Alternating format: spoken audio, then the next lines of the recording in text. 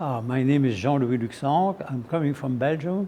I have been in charge of cultural affairs during my whole career and was a teacher at university. And I started being involved in heritage at the international level in 1975, so it's a long time. At the European level first and worldwide level.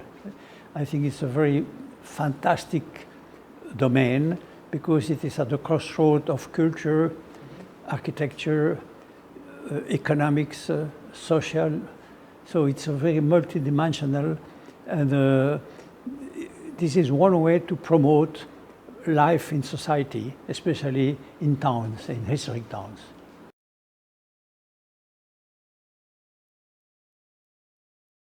I don't know whether there is so much denial everywhere. Sometimes we focus on some situations.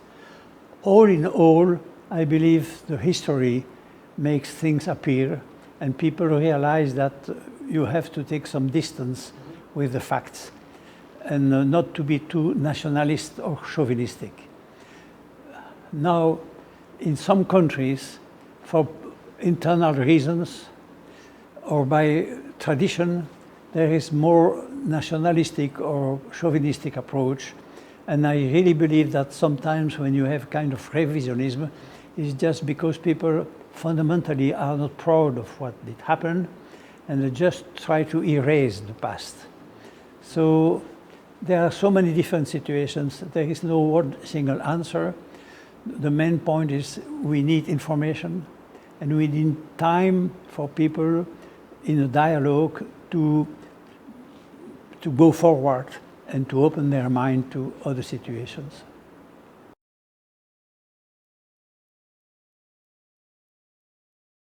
I certainly believe that this is one way to answer to the difficulties, is to allow the different point of view to be expressed so that people can listen to the point of view of the other groups, of other country, of other generation, because there's different kind of difference in the society.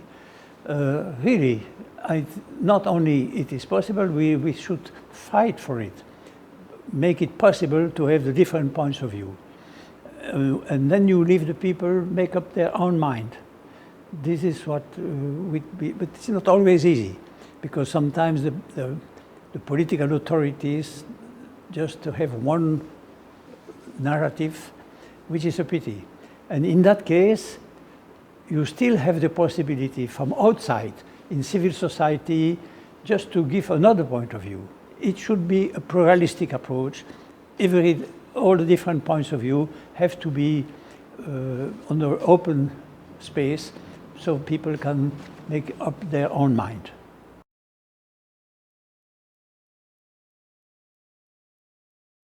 I would say fundamentally, we just have to remind the facts and try to define the responsibilities from different points of view, explaining and challenging the point of view of those who want the denial.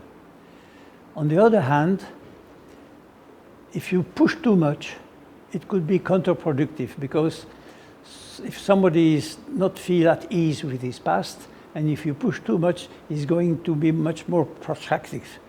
So I believe it should be an open dialogue and try to make the truth come true, so that finally, and it can take time, and finally a common understanding and the different points of view can be accepted.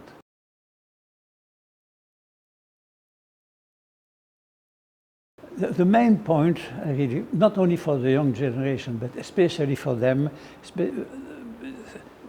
since they are very much on the media and the social media, is to teach them to have a critical approach of the information. Who is speaking?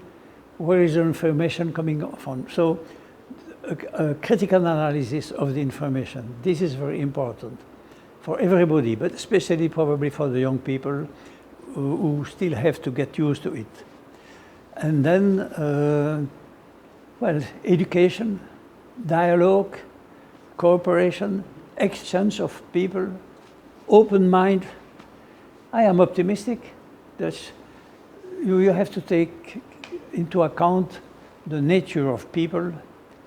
They have good aspects and bad aspects, and in the long term, if we speak together in a very open mind, I believe the good dimension will survive and emerge. I am optimistic for that.